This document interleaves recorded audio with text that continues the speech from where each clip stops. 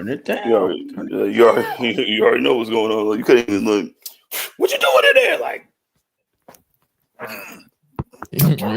like if you was on punishment, See that shit. if you was a kid and you was on punishment and you try to turn the TV on and you play the game, everything is dark, everything on dark mode, and you turn up WWE 2K19, bright white. What you doing in there, boy? Nothing. Ooh, telling on you. Me? Nothing. Like, I'm finna go nothing on your ass. Come here. No, it's never like, what are you doing in this? Huh? For sure. Huh? Honda? Definitely. I'm just going to sleep. I was born that night, but I wasn't born last night, boy. Come here. You heard me. You heard. Yo, what did I tell you? Yo, what did I tell you? Like, I just told you this. What did I tell you? Did it make you repeat it? And then they hit you. Go to bed. You gotta be careful, man. Damn right is what I said. That shit used to fuck me up too. They be like, they whoop you before bed. I'm like, hey, I can't go straight to sleep. My ass hurt. The fuck you mean? Now I'm hungry. I'm hungry. All right. That was something to eat, bro. Can I get something to eat? You done whoop dinner out of me. You done whoop dinner out of me. Now I need something to eat. I get a peanut butter and jelly sandwich. Yo, a post-recovery peanut butter and jelly sandwich is the best meal ever. That's what that is, Gresh. That's recovery. I need a recovery. That's comfort. That's comfort food. You need something to like. Damn, bro. Like. I need some grapes or something, nigga. Like, you want to start eating fruit and shit. Like, you can cut up an orange. You ain't never cut up no orange in your life as a kid.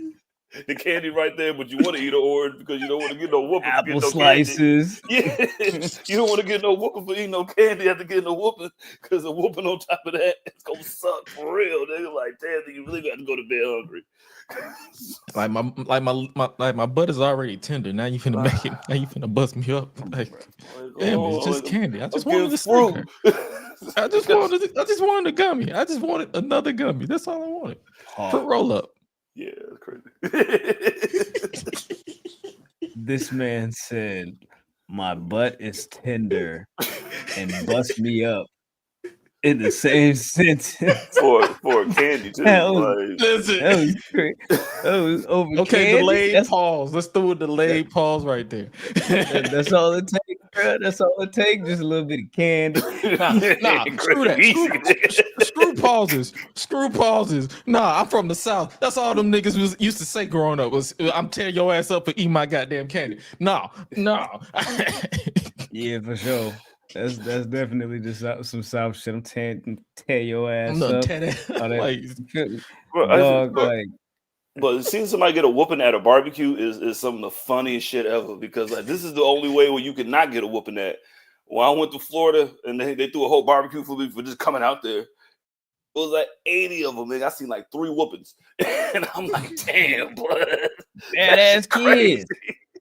They don't look at the parents why they getting a whooping, because if you try to even make a smirk, your ass is getting you like next. You gotta cry too. That's the only way you gotta have a whooping. You gotta cry with them. Nah, I couldn't do that because my mom was. I couldn't do that because if I cried around my uncle whooping my cousin, my mom was like, "He whooped you," and then it's a whole fight. Like I couldn't even fake. I couldn't even fake it. 2 whoopers already. Jizzle, it sound like you got a bunch of like badass like silver tooth little cousins and shit. Yeah, because I was a badass silver tooth little kid growing up. So them little silver cap, them little kids with the silver caps on their teeth. Them was always the first badass little niggas. Always first 4 teeth right here. Badass little niggas. And they all fall out at the same time. Yeah. Like all the teeth come out at the same time. Like, just like how you lose all 4 of the silver teeth at the same time too? Like, what were you doing? Like, running my bike on the carpet. Like, what your ass get? Fell into the table. Man, that's many. It's actually a little wild. But getting a whooping in front of cousins that you ain't seen him since last picnic, it's fucking hilarious. You would have show out. It's always somebody's birthday. You got a new toy and shit. And your mama snatched you. Like, what did I tell you when we got out the car? I tell. Like, damn, blood. To ask for nothing. Don't ask for nothing. Don't touch nothing. All that. Break it. You touch it, you buy it, and you ain't got no money. You broke nigga. You ain't got shit. Yeah, I've heard that too. I felt what comes along with not obeying that. You feel me? Yeah. You got to go along with that. You know, they're not playing no games. You feel me? Yeah. Let me go ahead and get this button. We can get it going. I told that little bitch, don't you cross the line. She know that she ain't got no kid, but she gon' swallow mine. Keep one up top, I shoot my shot just like it's Columbine. If I say put it on the floor, then that's the bottom line. Yeah, I told that little bitch, don't you cross the line. She know that she ain't got no kid, but she gon' swallow mine. Keep one up top, I shoot my shot just like it's Columbine. If I say put it on the floor, then that's the bottom line. And I'm the #1 contender in this bitch, still up in this bitch, trying to stretch the difference. I'm always on some different shit. Ideos meal, Del Rio flow, I'm just switching whips. If everybody got a price, nigga, then you should get a grip. 415s in the trunk, I make it slump, nigga. If I'm not the best in the world, I see him punk, niggas. To be the best, you gotta beat the best, just what come with it. Lie, cheat, and steal for real, just like when Trump did it. I told that little bitch, don't you cross the line. She know that she ain't got no kid, but she gon' swallow mine. Keep one up top, I shoot my shot just like it's Columbine. If I say put it on the floor, then that's the bottom line. Yeah.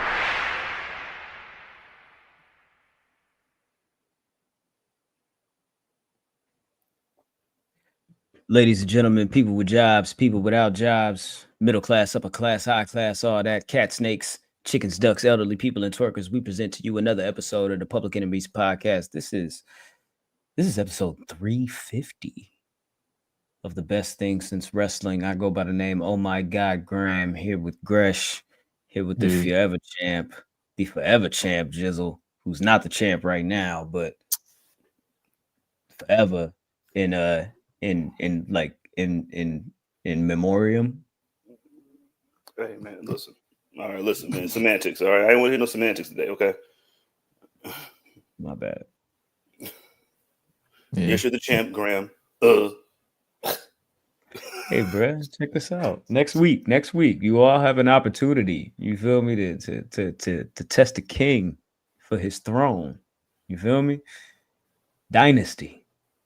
And I'm building a dynasty of my own, you feel me, as the public enemy #1. Y'all can't fuck with me, man. Yeah. You got it. You're right. Gresh, what's going on, brother? How you doing, my man?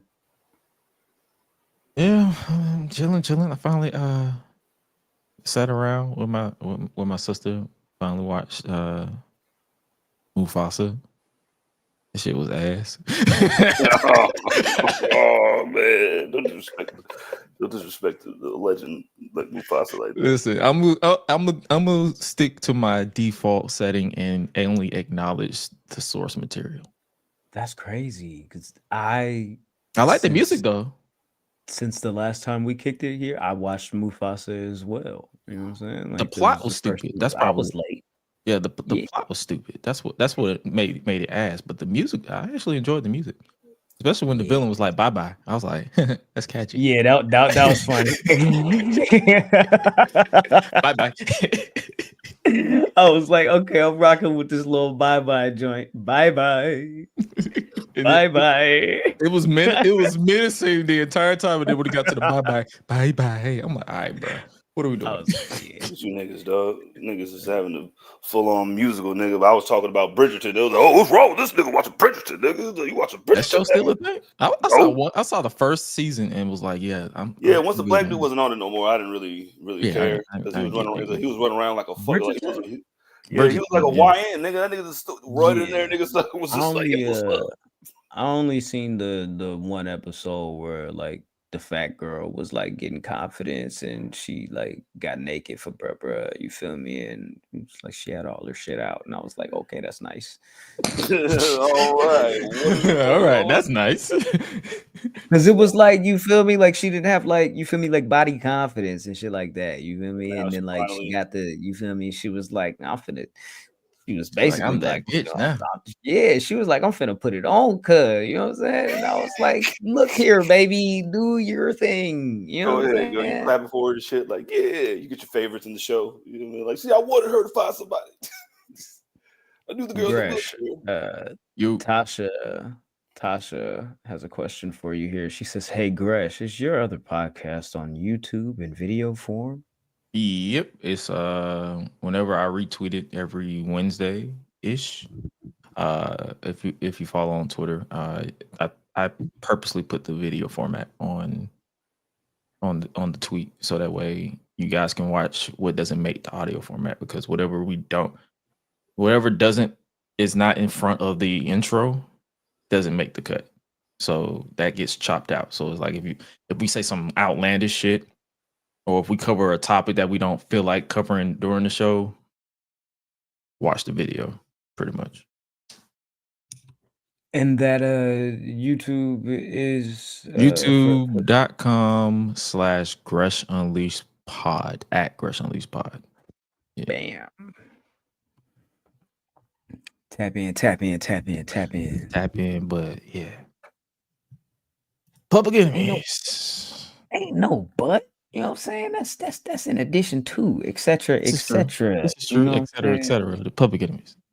Yes, indeed.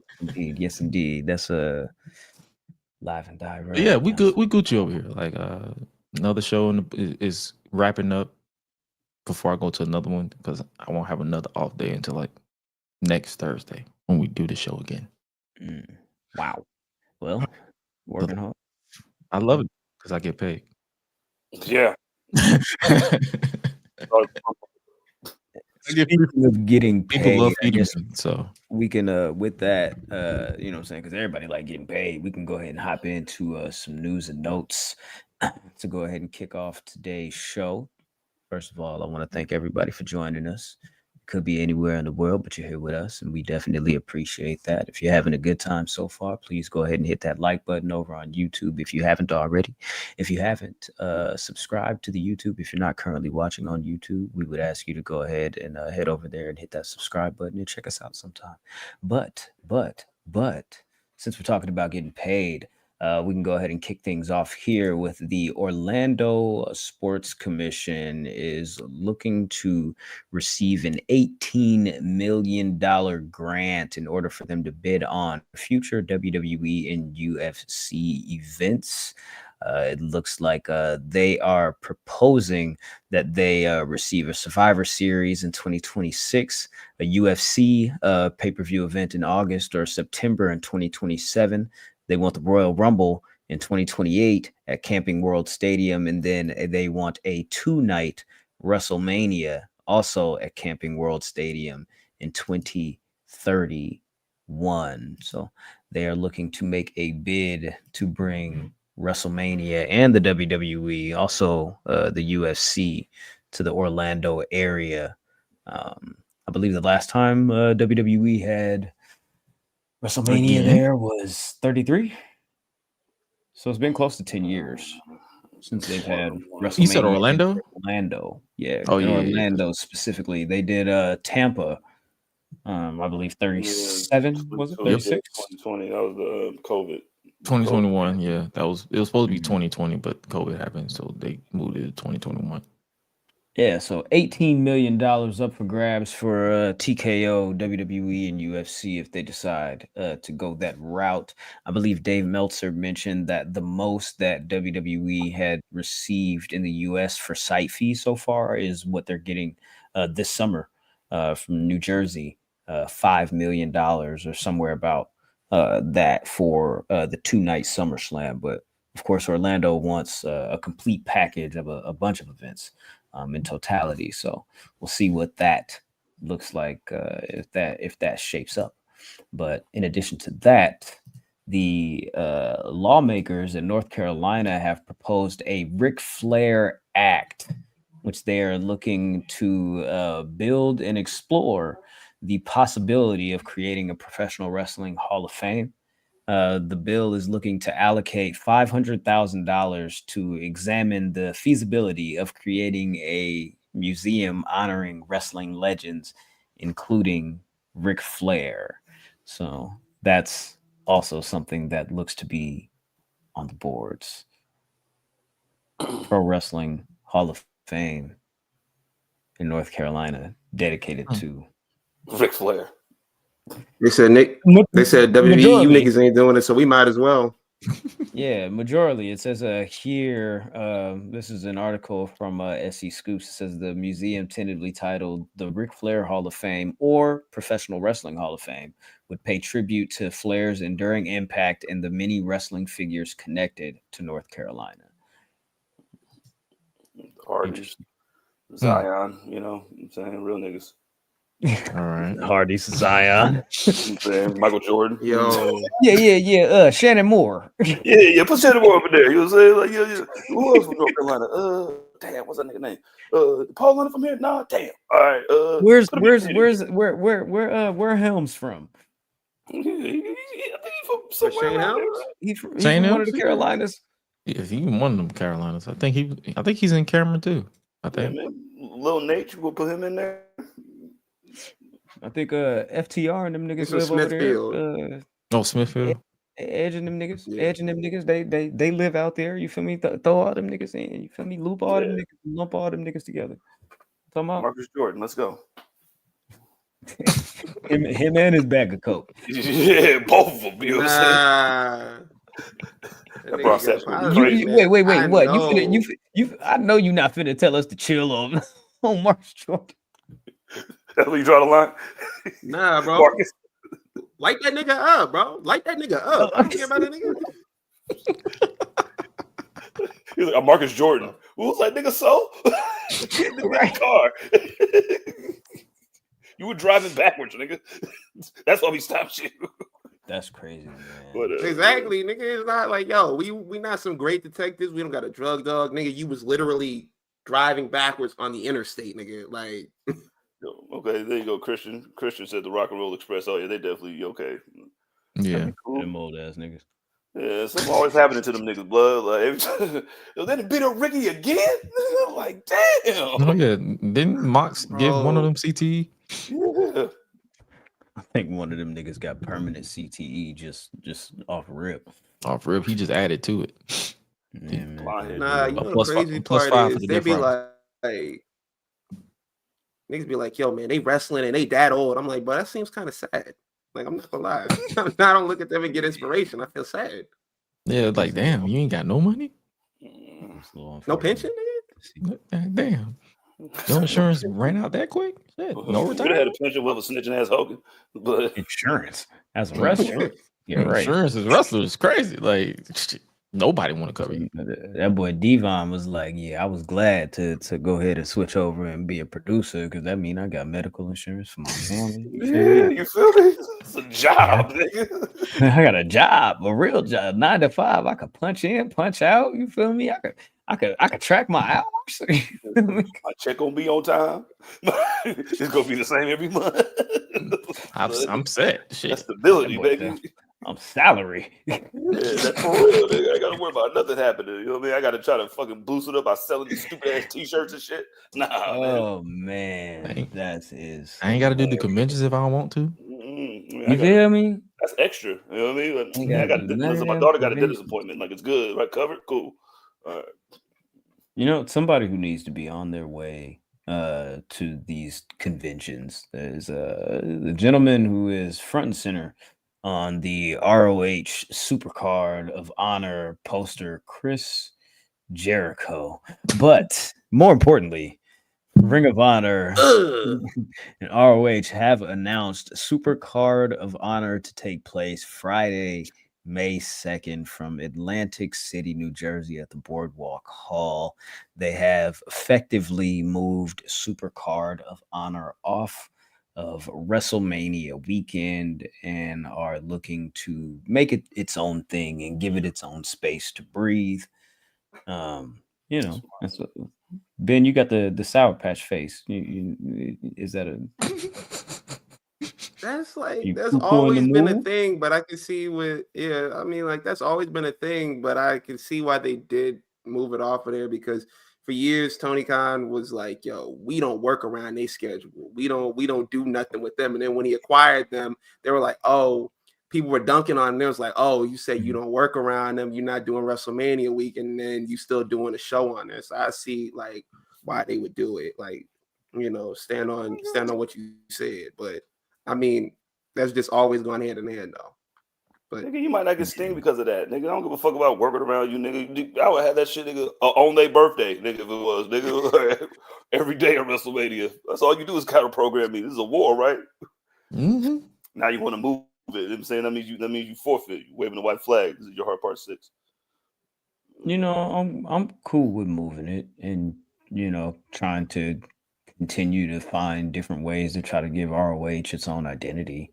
I mean, if you feel like you don't need WrestleMania weekend, then more power to you. You feel me? Like a conversation with like a lot of the WWE ID stuff and like how different people are popping up at different promotions and stuff like that. Like I'd seen some people saying like WWE is ruining the weekend by allowing the people to go to the indies and they're trying to take over. And I'm like, it's their weekend. Like exactly, nigga. How you gonna tell me? How you gonna tell me I'm ruining my birthday party and it's my birthday party, nigga?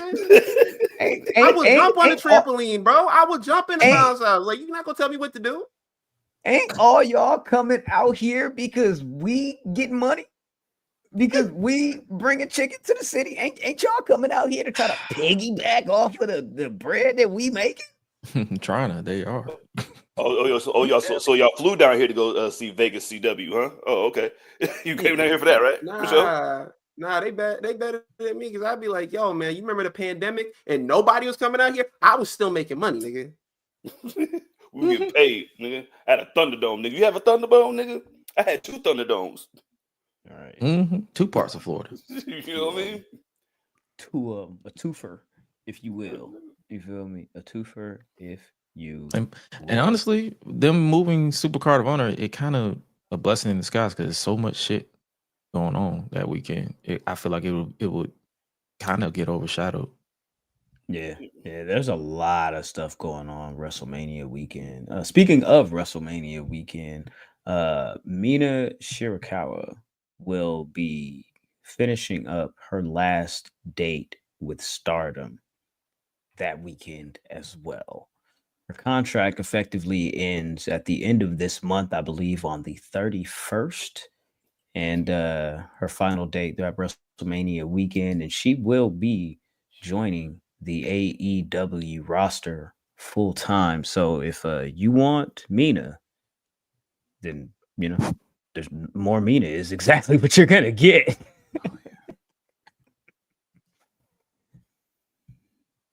Testify. Oh my brother. She called my name. Testify. She called my name. All right, I just want to let everybody know we're 23 minutes into the episode, and that's 2 Devon references. So testify. I think we're good on the rest of the year for Devon references. That's enough. He's like, all right, we filled the quota. He's like, he's like, reel that shit in, right? Nah. Two is enough.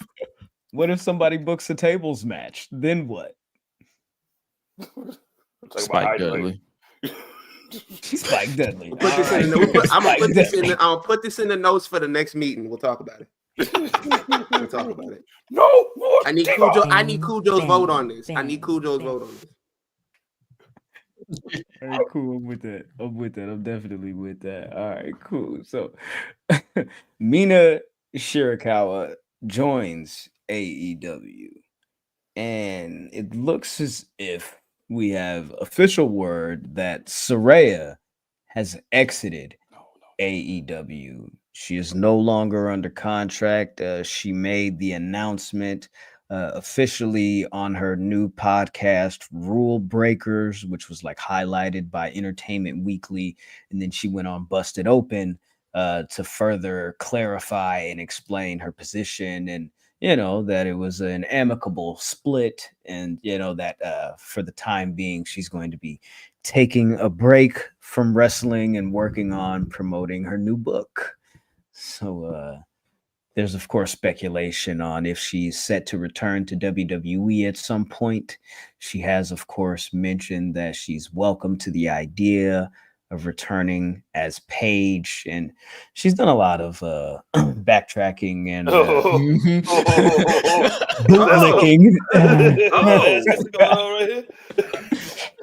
I want to buy being Paige like that. AEW don't even need me right now. They good, but it's some stuff that I could do. Bring it back. Welcome to the idea. Like, hold on. Nah, bro. What happened to the whole like, yo, finally I got a boss that listens to me. Like, nah, bro. I didn't forget. Stand on business. I would say stand on your neck, but your neck kind of stand on business. Oh man, you ain't got a good head on your shoulder. She ain't got no neck, Lieutenant Dan. I hear NWA's hiring. Go there. So it's Popeyes and Wendy's. Damn. Put my phone in the folder back. She ain't never been that dope to me. She all right, but once Rhea really got over there, they was like, they were looking at her like, yeah. Yeah, we're good on the black dark haired goth girl. We got ours. We're good. Yeah. That might be what they're thinking, or they might be thinking we could use Paige. I mean, I just don't see what would she do?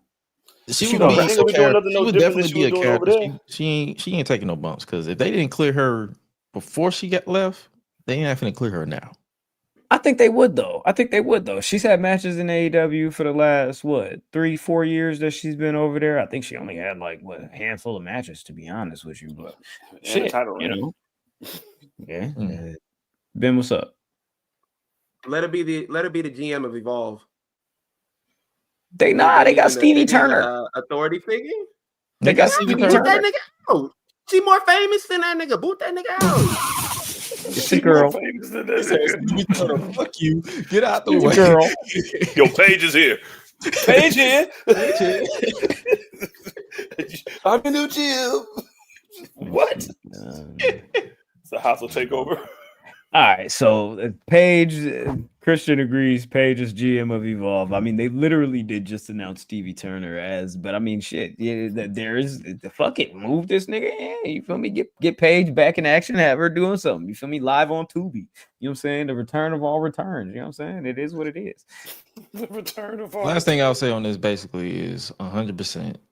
I feel like nothing in the current landscape of WWE is craving a Paige return, but if it happens, it happens. If it doesn't, we move on. Okay, so with that, I say to you, what does the WWE landscape currently look like if someone like Mariah May joins the fray, because her contract is set to expire with AEW early this summer? Do you expect her to remain in AEW, or do you think she would be the type of person to take the opportunity to jump ship and go that route? If you go based off of her Twitter, her social media history, she was a WWE girl for through and through. Like, that girl was a model for a WWE shop. However, if she decides to take the jump, I can definitely see her shaking it up a little bit for the main roster, a little bit. However, I kind of immediately look at Tiffany Stratton and be like, she's kind of replacing you a little bit, because she's kind of she's DEI hire. Yeah. Like, we're trying to complete the Spider-Man meme of blonde wrestlers for real. It's like it's a lot of them, because trust me, NXT has a plethora. Dog, man, like, really? I wouldn't mind her going. I think she's dope, but I can see her making like a bidding war for herself. That'd be cool. Christian said too many blondes on the main roster. There's too many blondes on NXT too. So it's like It's perfectly balanced. They're blondes everywhere. On this earth, nigga. Ben, you were saying? You were saying, Ben? Nah, I think like she has something different to add. I mean, she British. I mean, that's something different. I mean, what? We'll bring a page here. Bang, that's bang, different. bang, bang. That's different. We ain't even got one of them no more. We released them all. Yeah, Right. the only one we got is an Aussie. It's like Pete Dunne and then the rest of them niggas. Yeah, like Alba Fire. Where they Scottish. My bad. Never disrespect her, man. Nigga, I don't know the map over there on that side. I ain't gonna lie to you. I barely pay attention to the map on this side. Yeah, man. What the fuck is a Des Moines, nigga? Nah, I'm gonna keep it a bean. You feel me? Shout out Cujo. You feel me? Hey, but keep it a bean. You feel me? I think there's absolutely no reason for her to jump ship. I think she's got a comfortable role in AEW. I think Tony Khan looks at her as a central figure of the women's division in that roster over there, and I think this is a good opportunity for her to make a good payday by staying with AEW. I think she would have the leverage to say, I mean, I could leave, but if you give me this, you know, that would sway me. You feel me? We just signed your best friend. Or we could see WrestleMania versus WrestleMania with Mariah May versus the EST Bianca Belair at some point. You know, and that's also intriguing to me, to be honest. But I think she stays. Yeah, to be honest. And that's what I put on social media. I'm like, Tony, lock in, because Mariah is one of those talents that you cannot afford to let slip through the cracks. Her, Tony, Jamie, Athena, Mercedes, those are your key people and Willow, obviously, and Chris are the key people that you keep around to mold out that division. Queen Aminata slowly. Yeah, she's slowly getting up there. Like, I want him to be consistent with her for real. She cooking, and on top of that, she knows she bad. But we can talk about the in-ring product of, you know what I'm saying. We can talk about the in-ring product of professional wrestling. We can talk about the professional wrestling aspect of professional wrestling, right? We don't have to be talking about the rumors and the news and the innuendo, you know, and all that. You know, even though that's really fun to get into. You know what I'm saying? It's definitely fun to get into. She says she ain't getting Mercedes money, but good enough. Oh, she definitely ain't getting Mercedes money. She ain't getting Tony Storm money. She might not even get Saraya money, but she gonna get her some money. She gonna get Mariah May money and right. She's gonna set the market. You know what I'm saying? It's gonna be like right there. She getting a Brock Purdy check, bro. Yeah, she about to get franchise tags. She better get 1 year deals. All we got. All right. Call you at the top 4 percentage wise. On GOD, but AEW just came out of a successful Collision weekend following coverage from March Madness. They had episodes of Collision airing on Saturday and Sunday. Both of them performed really well. I think like up to 550,000 viewers each. Like, you know what I'm saying, as what was actually tuning into Collision. Right, exactly. You feel me? I would say salute to them on that effort. And then also salute to Adam Cole and Daniel Garcia. They had a time limit draw for the TNT Championship on Saturday. That match was pretty dope, but I am expecting a title change pretty soon. If Adam Cole could get one more shot, maybe at like Dynasty or something like that, I'm expecting him to lift that title up off of Daniel Garcia at some point. But I see him in the gym locking in. Yeah, you know, trying to do his little thug thizzle, get a little extra hub. You feel me? I'm tired of the disrespect. He's like, he's like, I'm tired of disrespect. Like, they do walk around. I'm like, back in the streets now. That's why, you know what I mean? Like, I'm back in the streets. You feel me? Had to take my jersey out of retirement. You know what I'm saying? Got to make sure. You know what I'm saying? I'm right. You know what I'm saying? Right. I got something for you, me right now. You know what I'm saying? I need that one. And I'm gonna get there. That's Shout out to funny Adam as Cole. It's hell, my nigga right man. there. I fuck with him. Yes, sir. You guys like Dynamite? Dynamite? Yeah. That's Wednesdays, right? It's solid. Nah, nigga, you weren't even watching that shit. They see they Yeah, I know. talk Watching shit. y'all, man. Yeah, Shit don't come out tell him. Nah, I shouldn't say that. Nah, nigga, that's mean. Because sometimes I don't be watching the show and I just be nodding along. But yeah. That was fire. That's a good point. Niggas ain't even I'll watch it cool. eventually. Yeah, I'm gonna keep it a bean. I thought there was a little bit too much on the show, but hey, whatever. Like the Don Callis Dynamite edition, you feel me? Go crazy, go stupid. Like the whole family had matches. You feel me? Takeshita beat Mark Briscoe. Kyle Fletcher and Brody King had a banger. You feel me? I was like, okay, I'm fucking with that one. Little fake Randy Orton, cuz you feel me? Get your shit off. You feel me? And all that shit.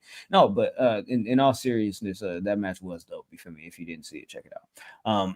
There was the opening bout that saw Blake Christian have a pretty okay match and a losing effort to Kenny Omega, but the idea was to get Kenny Omega over here and to bring in the idea of the triple threat match between himself, Speedball Mike Bailey, and Ricochet.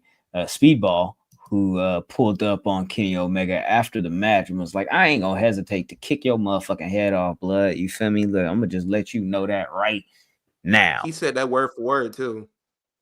Basically, yeah. He was like, I admire you, but nah, I'm gonna kick the cleaner head clean off, buddy. You feel me? What you thought this was? Kenny responded with like, okay. Like, all right. Like, nigga, okay, Sounds- nigga, I'm out of here, bro. Like, You got it. For sure. like, okay, bro. I'm still whoop your ass, but yeah, you got it. I'm gonna let you get your shit off. Do with it, nigga. Right. I mean, like, yeah, you might do that, but nigga, is you gonna win though? Exactly. You can. I can win without a head. Come on. Is you gonna win? Is you gonna win? You feel me? And then Ricochet popped up on the screen. You feel me? Live and direct from his wedding. You feel me? Salute to Ricochet and salute to Samantha Irvin. They just got married. Looking Everybody like does. Morpheus from Matrix found the Lord. Yeah, you know, I like that reference Yeah, on a Mordecai more so. jacket. I like that reference more so than the other thing that people are getting off. You feel me? I'm just like, Mhm. like, Because honestly, it was the glasses. I was like, bro, you look like Morpheus. yeah. Yeah. There's nothing Shout he out can to- do about the other comparison. You Shout feel out to Fishburne. You feel mean? me? Oh, OT. you mean? Okay, all right, yeah. Yeah, I probably pronounced it wrong. My bad. Nah, bro. Nothing he can do about that. You feel me? No, you're good. You're A1. You feel me? I'm talking My about nigga Morpheus. A1. Beige Morpheus is crazy. Beige Yeah, Morpheus is crazy. my though. nigga, my nigga Furious Styles. You feel me? All this shit. Oh, you saying the other comparison, the dude who Yeah, that guy. is ain't shit. Okay, yeah. Oh man, go clean out that tub. Yeah, Furious. EJ says Hobbs has been consistent lately. Time to strap him up. He defeated what's that nigga With name? the title, yeah, Mark with the Davis. title. Yeah, Mark Mhm. Davis. Yeah, man, they did their motherfucking thing. You feel me? Did you see Von Wagner as a security? Oh my god! I'm like, damn, blood. This is what it's come to. Like everybody knows you. They're like, bro, you have a Von recognizable Wagner. face. That's he's obviously gonna be working ROH sometime soon. Like, that's He's like a pretty much crook. what they do. Yeah, that's Christian says not come Wednesday. Not come Yeah, Wednesday. it's crazy, but people are gonna like ironically carry him to like a regular ROH position, and I'm not one to be like niggas don't deserve jobs and shit, but he sucks. Like, oh my god, hey man, maybe him being outside of the WWE umbrella will awaken something, and maybe Whose kid is he? I don't know. I think he gotta be security and stay that Is way. he a second generation, or am I confusing him with somebody else? He is a second generation. Who is daddy? Which one of them Rock and Roll Express niggas gave birth to him? One of the Bloom something. What's his daddy name? Cal Bloom daddy. Cal Bloom daddy. What's his name? One of these free birds gave birth to this nigga. Google Von Wagner. I seen a nigga on there. I was like, Wayne bro, Bloom. not this nigga. Oh yeah, Bo Beverly. Bo Beverly? Yeah, of the Beverly Brothers. Yeah, that's his daddy. Wayne Bloom. Yeah, that's it, My daddy. nigga Bo Beverly. Oh my Yeah. god. Yeah. He was mainly in WCW. Oh, that makes sense. I used to watch some niggas get destroyed by earthquake and typhoon. So shout out to them. Niggas them niggas is just niggas suck, bro. You feel me?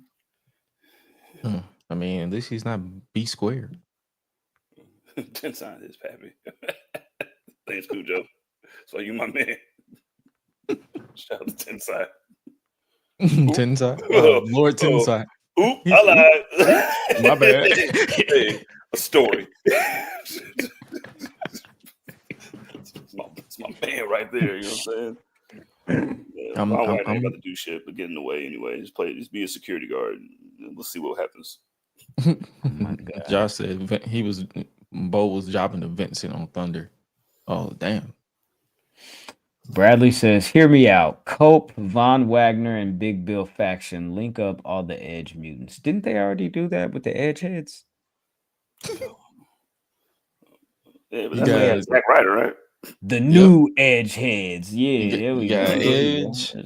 You got Big Bill, and then you got his mutant Vaughn. The Disney Pixar version of Edge. Mm-hmm. Jesus Christ, yeah. Two. Big Bill got Cooked. basically just cooked on the mic, bro. Like the fuck you mean he had mentioned that earlier. You know, about the Hurt Syndicate and MVP just running them niggas down on the mic, bro. He didn't breathe. He did not. Yeah, he didn't get him no space. You feel me? Y'all niggas are some bitches. Y'all some hoes. I think we already know that by now. You feel me? Like, yeah, you tall as shit, but you big for nothing. Bum ass nigga. You let this nigga sign you and take away your theme song. You feel me? Brian Keith, we rock with you, but you following the white man type shit. And it's like, I mean, he didn't really say all of that. You feel me? But that's pretty much the gist of what I got from it. You know what I'm saying? I don't want to put words in nobody's mouth, you feel me? But pretty much that's what we got out of that. MVP was set to get the answer from MJF as far as like if he wanted to join the Hurt Syndicate or whatever. And he was like, yeah, I want to be in the business of hurting people. You feel me? It's all good. Let's shake hands on it. Make it a deal. A deal is a deal. You know what I'm talking about? And then Bobby Lashley and Shelton Benjamin came out there and was like, nah. Bobby took the card and ripped it up and looked at MJF like, nigga, I'll beat your white ass right here, right now. You feel me? Bitch ass nigga jump. And then he didn't jump. He left. And you feel me? And they had that conversation with MVP backstage. Like, you feel me? Like, we've been talking about making a fourth member. You feel me? I made a move. You feel me? But, you know, we can figure it out. It's all good. It's all love. Bobby said, not this nigga. Anybody but him. No, anybody but him. He said, bro, y'all ain't even. He said, yo, my man out on the pavement right now, bruh. My man just hit the streets right now. Y'all already know he back out there. Y'all already know Cedric Alexander back out there. Yeah. You know, he just did that interview with Chris Van Vliet where he said, you know, he would be 100% open to the idea. That's something that he feels like, you know, he didn't really get to flush out as far as, you know, what he does and what they were doing together. As a collective, and he would be interested in, you know, continuing that. So, yeah, that's what I saw it as when. That's what I saw it as when they were when he ripped at the card and he was like, "Yo, you know, we were on vacation and now you making decisions like this." I was like, "Yo, they probably saving that like that last spot, or at least like from the story point of Shelton Benjamin and Bobby Lashley. They're like, yo, that's Cedric's spot." Or anybody but this nigga. Yo, facts. Or that. But I could definitely see them, like, you feel me? Even if like they're not, you know, gonna bring Cedric in or whatever, you know, the case may be or what have you. Like they might kind of lean into the idea of, you know, like he's not as good as, you know, the last fourth member that we had, or we need to make sure that they're as good or better than, you feel me, Prime, or however they, you know, reference him, if they reference him like that in any sense. I mean, they got Kevin Durant, but we got Jade McDaniels, all right? So we would so you gotta do what you gotta do. He's homegrown. Yeah, exactly. Rated FTR is slated to face off against Death Riders for the trios titles at Dynasty. That is a match that was made official on Dynamite. So look forward to that. Yo, you still in the group? Did they throw him out? Nah. You was like, you tried to separate me from my family. You tried to manipulate me. He said, yeah, you tried to manipulate me. You tried to separate me from my family. I don't fuck with you, Cope. What's wrong with you? Manipulation is crazy. Who does that to their family? Nigga, John Moxley. You to blink twice if you need help. Yo, man, he's institutionalized in there now, dog. Yeah, definitely. Nah, he already gone through the stage of like what is it called? Stockholm syndrome. Like, nigga, you already identify with your captors. It's too late. It's too late. For sure. And speaking of John Moxley, he had a promo with one Swerve Strickland, who actually, you know what, before we get to that, Swerve had a backstage, you know, the little thing with Hangman. He tried to run up on that nigga and interrupt his interview. He was like, bro, I know you not trying to enter the Owen and try to get involved with the world title. And Hangman was like, bitch, did I stutter? Bro. And then the funny thing is, Swerve started stuttering right after he said that. You know what I'm freaking capable of, Hangman. You better not. You better freaking. Like, brother, like he shot that boy when he said that shit. He said, "Oh, I didn't know you was gonna. I ain't know you was gonna come at it like that, bro. You feel me? I thought I was supposed to be the one coming in hot. You feel me? Like, you're not supposed to shoot back like that. Damn." I love that shit. This shit is for life, nigga. This is for life, nigga.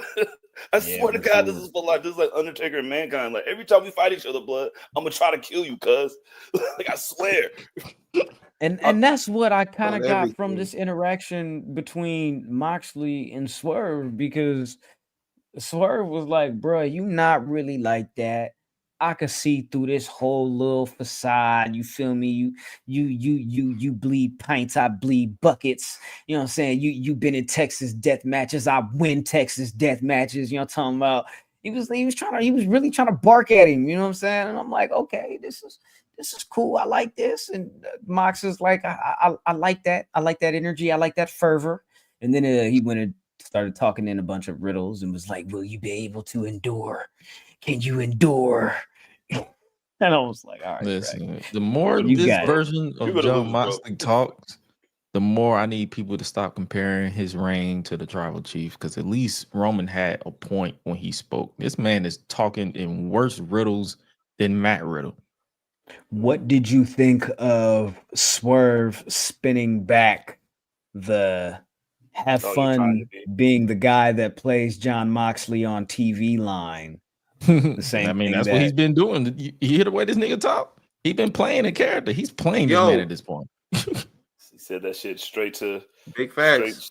Right after you said that shit, I'm saying, maybe you said that shit to John Cena. You're over here playing yourself. You're not the real you. You're just trying to be you.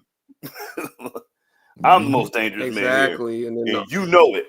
So the other line, he was like, "Yo, man, you walking around with the title in the briefcase." I'm like, "Yeah, man, that's a good point to bring up and throw that in his face." Like, "Yo, man, we ain't seen a belt in like what 6 months, nigga. You holding that belt hostage like Marvin Sapp holding the congregation hostage, man." He said, "I give you $40,000. Let the belt go." That's hilarious, bro.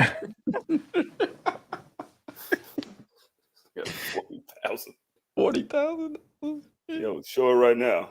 I would have choked that nigga out. He said, "Close the doors." Close the doors. I said, "Yes, my brother, testify." Hey, bro, that's three. That's three.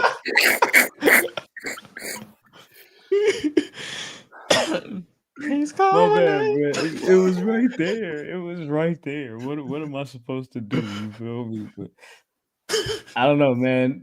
Swerve, Moxley, you know, they did their thing. I guess, you know, somebody take this title, please, man. Somebody, anybody, like.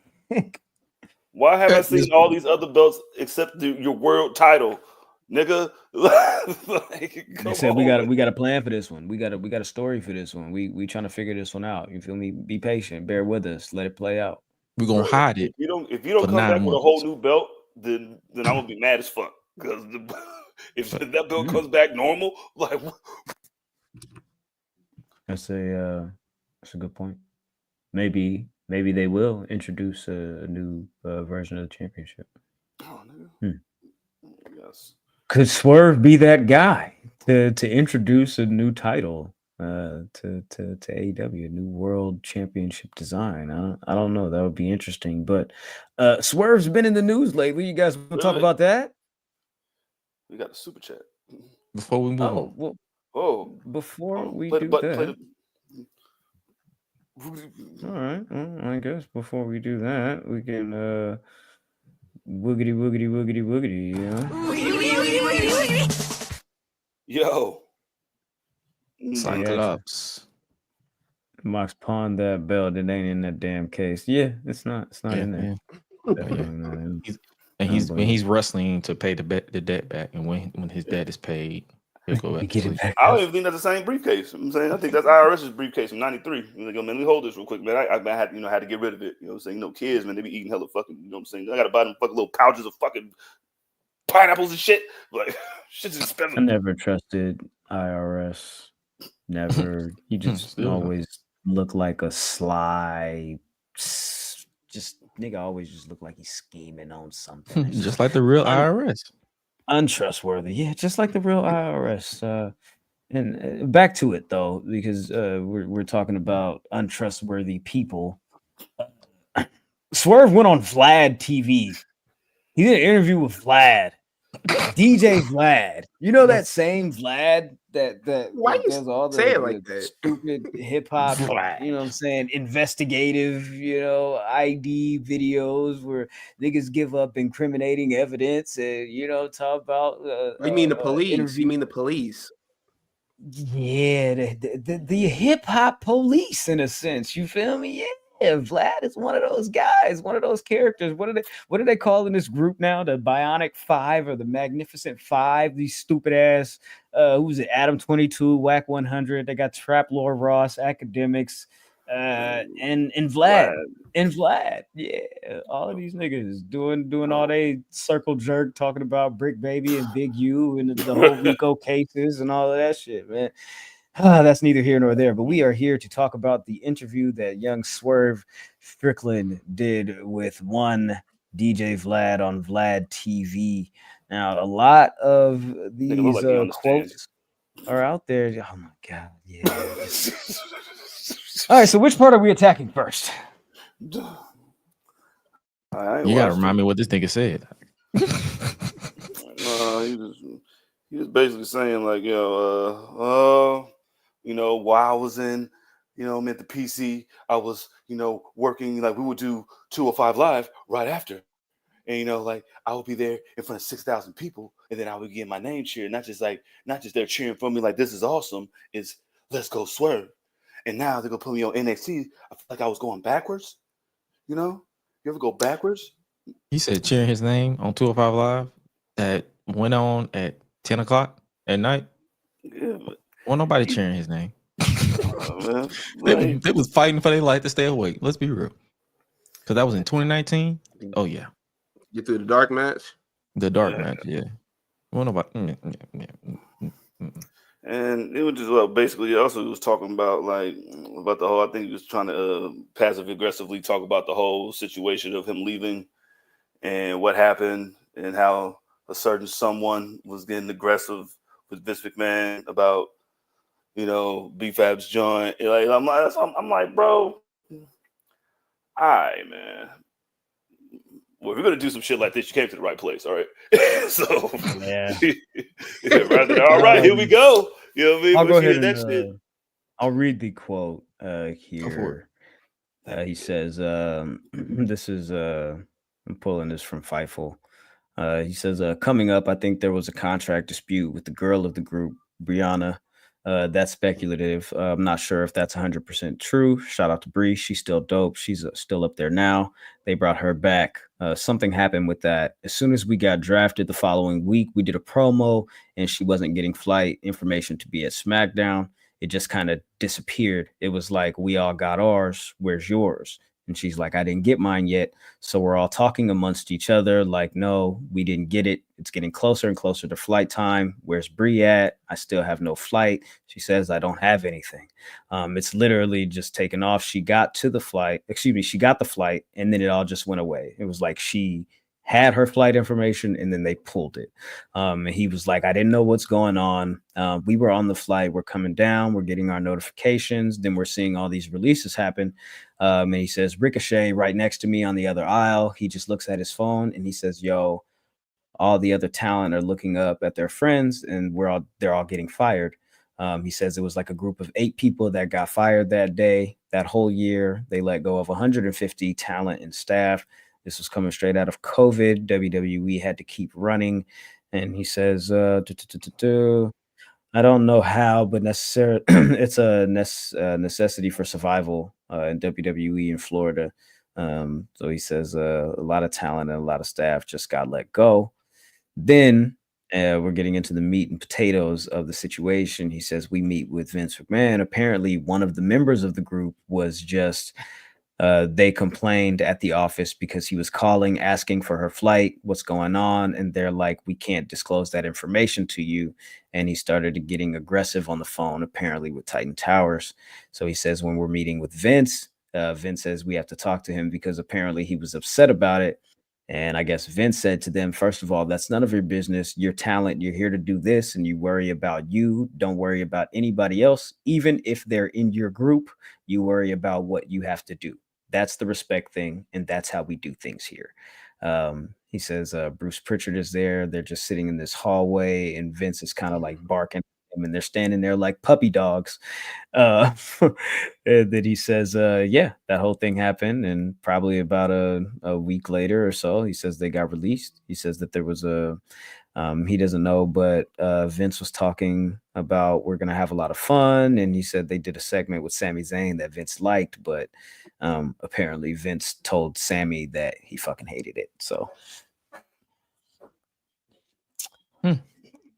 so referencing the whole situation about, you know, good job, Darkies. I love it. Cut him. Yeah. Referencing that whole situation about how Hit Row ended up getting released.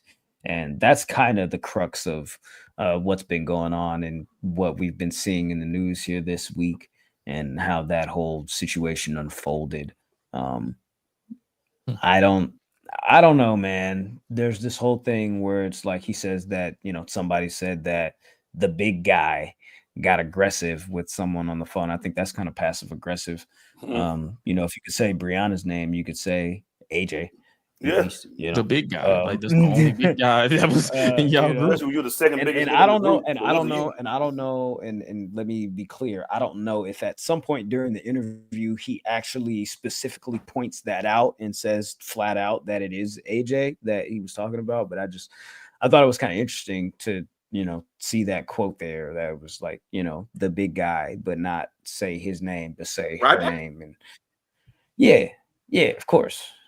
Ryback, feed me more. Pause. Crazy. Anyways, so that whole thing. I don't know. I remember us speaking with AJ upon the WWE release, and he did say something or allude to the effect that there was something that went on with like the flight information or what have you that she wasn't getting or that she did get, and then they pulled it, and then they were just trying to figure out what the issue was or what was going on with that. Because I mean, honestly, I would question that as well. It's like you gave me my flight information and then you pulled it. You feel me? So like, why wouldn't we be confused, or why wouldn't we be, you know, inquiring about what's going on with people that we typically travel with or people that we're working with in our inner circle? This is our act. You feel me? So I can understand him, you know, wanting to inquire and figure out what the hell is going on with that. if that's not what they want you to do, then that's not what they want you to do. And then, unfortunately you find out the hard way in that case. But I don't know. I wasn't there. Yeah, I wasn't there. It was real messy, dog. Yeah, it's super messy. It's super messy.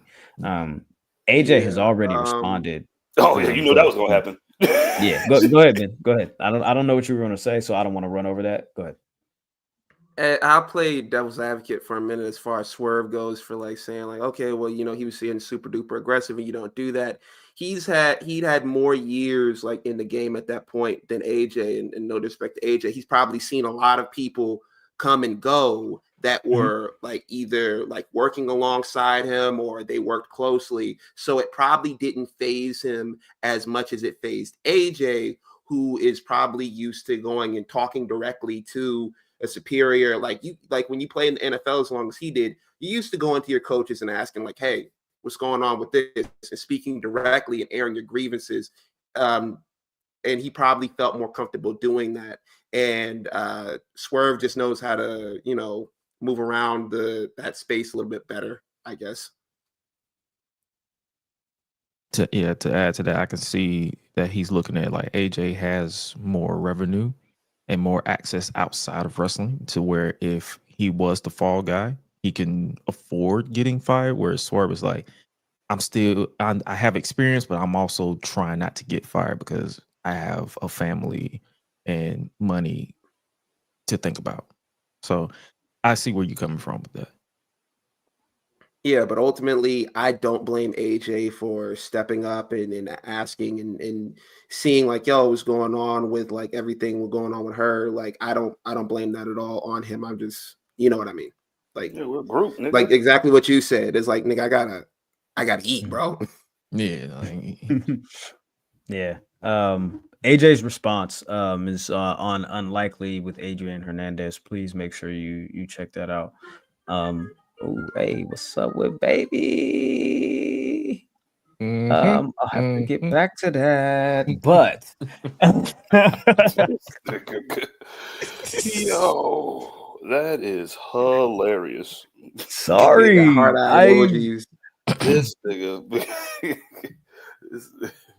That was a good message too. Like, oh, word. Handshake. All right, so my bad. Yes. So his response, he basically spoke up to exactly what you were just saying, what you were saying, Ben, about the, speaking up for his loved ones and speaking up for people that he rocks with, and, Brie, why wouldn't he speak up for it? And then on top of that, if you really look at the situation, I'm going to talk to you guys after. If you really look at the situation, it's like, bro, like, that's funny, Terry. Chill out. He says this whole thing about him being aggressive and somebody saying that he was speaking disrespectfully or what have you, or in an unfavorable tone when it came to trying to figure out what was going on with Brie. Like, professionally, I get that, you feel me, but like, is that true? Like, I don't know. That could be hearsay. Swerve even, like, I think Swerve even alludes to, saying, I don't know. Like, that might also not be particularly the case. You know what I'm saying? So I can't just say straight up that that's what happened. You feel me? So I'm like, okay, cool. But if you check out the interview that he does with Adrian, they go further into detail about AJ's side of the whole thing. I think it's really unfortunate that this whole thing is being drummed up in this fashion, and I think and I don't know if it is. I don't know if it's like the fans and the people that are more so doing this, or it's like, because like honestly, like I don't know if Swerve has ever talked about this like in detail. Like, this is a situation where he's like talking about his full career in in interview, and they're detailing this from A to Z. So like, this stuff is going to be in there. it's gonna be in there. I think the reaction. He's talked. Oh, but no, go for it. I want you to go first. As far as like him talking in interviews about the whole like hit row and everything like that, I think he's done it, but he's never broached it in this way. Go ahead, Rush. But no, what I was about to say, I just think the general consensus and the reaction of it is because of the platform that is on, and the fact that it like you have people. I'm gonna keep it a beam. You have people out here who genuinely hate this nigga. So you're gonna see people push and react to anything negative that he says, and without watching the full thing. So it's a lot of ways that this is gonna go. But more so, I feel like everybody's just hated because it's Vlad of all people. So yeah, and that whole thing about it being Vlad. Yeah, valid, 100% valid. People feel the way that they feel about Vlad. I feel the way that I feel about Vlad. I don't fuck with him. I don't fuck with his content. I really don't like the majority of the types of interviews that he does and the way that he covers shit. It's not really my cup of tea, to be honest with you. It feels predatory at points because he's leading you in to say some shit, and then when you say it, you got to almost backtrack and be like, oh, nah, it wasn't like this. I've seen him do interviews and somebody will kind of admit to doing some illegal shit. And then they'll be like, oh, you can't have that, right? And then they'll be like, oh, no. I meant this over here. And people have actually gone to prison based off of interviews that he's done in the past. So that's the other thing. And then also, he's like, let's be real. DJ Vlad is no friend of the black community. Like 100%. Like last year, he tried to get a black woman fired from her job at Princeton because she told him to mind his white business because she said because he was talking about like, oh, Not Like Us isn't a good song. She said, you need to mind your business, stay over where you are. And he added Princeton, and then when the whole thing went down and everybody was giving a backlash, then he was like, oh, I'm sorry, I shouldn't have done that. I'm like, nah, bro, you already tried to do what you tried to do. And when you saw you were getting backlash, then you want to apologize. And then stuff he tried to with go after Marlon Wayans, he tried to. Yep. That was the thing. Like, nigga, who you think you talking to? Nigga, I'm royalty. I'm literal royalty. You are a DJ, nigga. You are a mixtape, nigga. That's why I used to know Vlad from. Oh, this nigga be doing shows, snitching and shit. How you get these fucking, and you niggas should know better. Like you niggas should know better. With the whole Marlon Wayans thing, it's very unprofessional to go out there and you going out there saying like the fee that he pays him or whatever. You don't do that. And if you don't want to pay it, just don't pay it. Don't put the. I've seen niggas like ask for like a certain amount of money. I'm like, I can't give you that, big dog. I can't give you that. And we just move on. Like, can I also play devil's advocate here just for a bit with the Vlad thing? Go for it. I'm not with it. Right? Not for me. But do I think that it's a smart move? Yes.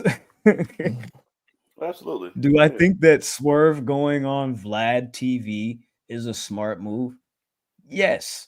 I think that's a great move for him and his brand and his stock in the wrestling business. You look at this is a full interview that was released on Vlad's YouTube, members only, the way he does all of his interviews. So he's gonna literally like spread this shit out over 2 weeks of clips, and he finna eat crazy off of the monetization and the content. They haven't even gotten to the WWE and the hit row and the whole thing with AJ in the public videos that have been released. You feel me? Everything that's been released so far has been like excerpts and clips that have been removed and lifted from the actual interview. Anybody that stepped behind that paywall and decided to give Vlad any fucking dollar, but hey, here's the thing, because at the end of the day, it don't fucking matter, because when you run a business, you can write that shit the fuck off. So So if you really about it, be about it. So here's the thing. Vlad, I think it's a great move for Swerve. When I said in the group chat, I said this is about reach and visibility. This is about reach and visibility. And that's what it takes in this industry. Reach, visibility, and you gotta be on, you feel me? You gotta be on all types of shit to get into that upper echelon of where you want to go. You feel me? And I don't blame him for doing that interview at all. From a business point of view, yeah. From a business from a business perspective and from a business point of view, I can't blame him.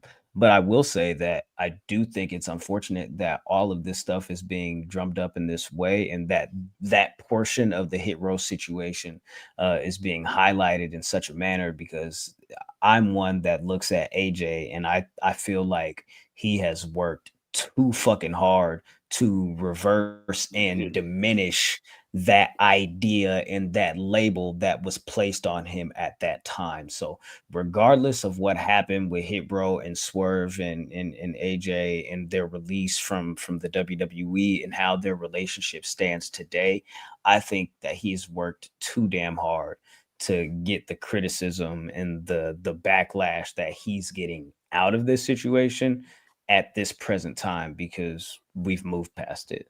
Yeah, that's all. And got not for past it. nothing.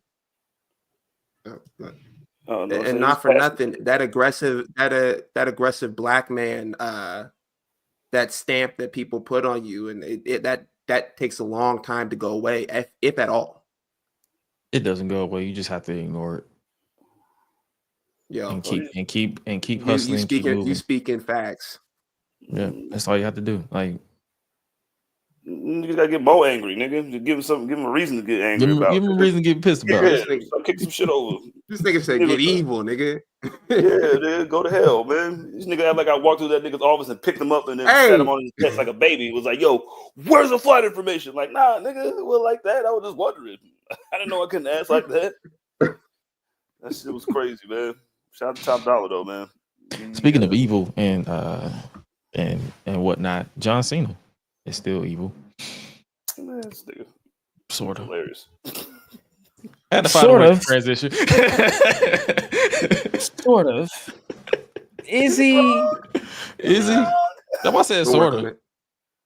I don't know, man. I had to find a way to transition. I'm like, it was horrible. Yeah.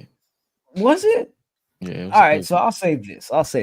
This week we got the second face-off between John Cena and Cody Rhodes on WWE Raw. Where were they at? They were in Brussels last time, and this week they were in Glasgow. Scotland. Glasgow. Big Scotland. Drew McIntyre said he was trying to bark at all the right people to get on this show, and they said, but nonetheless, John Cena came out there with his evil dark scowl on and his dark colors and his towel and, you know, his special merchandise that everybody's still buying up, even after he told you y'all look stupid for dressing like him. But okay, I feel like I liked this promo. I liked this promo better than last week's promo. This week, like the you people promo. This was another you people promo still, but still, I felt like it was better. It was the remix, you feel me? And I was fucking with it, you know. He said, "Yo, y'all didn't like the spinner belt. I brought y'all my greatest creation. You feel me? I delivered it to y'all on a silver platter, and y'all told me the spinner belt looked stupid. It looked like a toy, and y'all hated me." Y'all hated me for turning something that y'all loved and something that y'all took so serious as a joke. He said, "It is a joke." He said, "I'm gonna tell you the joke, buddy. The joke is I'm gonna go to WrestleMania. I'm gonna win my 17th championship, and I'm going to retire as the last real champion. You'll have to create some new toy, some fake whatever trophy to take place of." He said, "Yo, y'all gonna have to create a whole new title lineage." You feel me?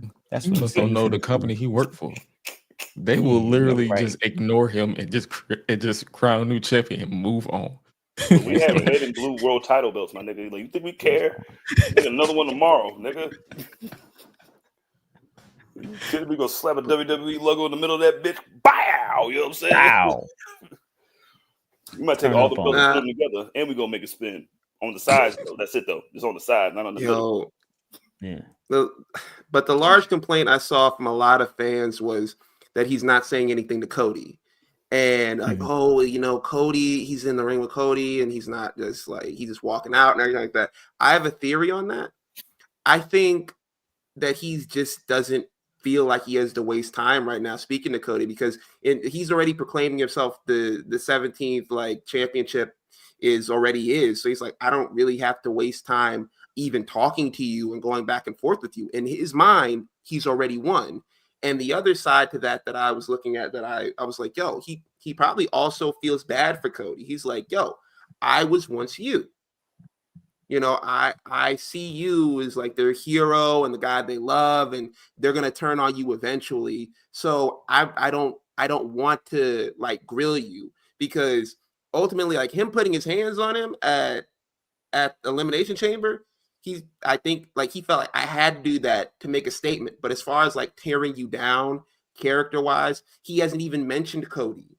I think so. I think that's the point. He's like, yo, I actually like you. That was a business move. It wasn't personal when I did that, but I actually like you. So I feel like that's one of the reasons why he isn't like aiming to tear down Cody right now. And I could be completely wrong, and they could flip it on Monday. He does actually talk to him, so you know. Counterpoint. I think he's trying to spare Cody. Ooh. I think you feel me? Like he's only said one thing to Cody. He said, "Look, kid," and Cody said, "Enough! Don't you talk to me like that. I'm the WWE champion. You gonna respect something in this bitch." You feel me? And he was like, "All right, bro, you got it." You feel me? And then the next week, I came out to talk to niggas again and told niggas exactly what my mission statement was gonna be and what I was gonna do at WrestleMania. And then you came out here with this funky ass bitch ass attitude with your painted blonde hair. You feel me? And you feel me? You interrupted what the fuck I was trying to get off. You feel me? So no, I don't want to fight you. I don't want to do nothing. You feel me? Like, really, to be honest with you, I pity you. I pity the fool. Because now you're their new puppet.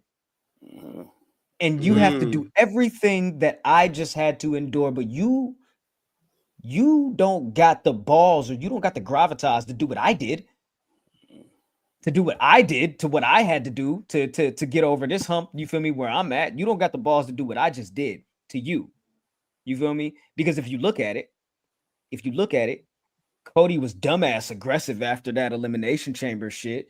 He walked up on the Miz and smacked him up easily and was like, "Bitch ass nigga, I don't want to be on your show. I don't want to interview. I don't want to do nothing. John Cena, I want you and me, and I want us to be in the ring. You feel me? And I want to go to face with John Cena." What happens when he went face to face with John Cena? He bitched up. He curled up. He wanted to talk.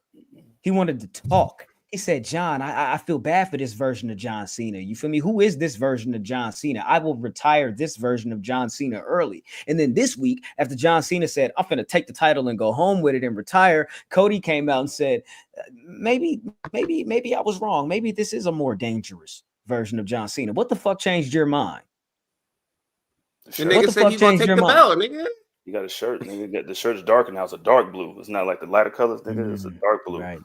I think it's a little bit of both of what y'all said. I think he's looking at him like, man, you just don't know, because this wasn't being like you get into the WWE to be the world champion, but Cody has been wanting to be the world champion since he was born.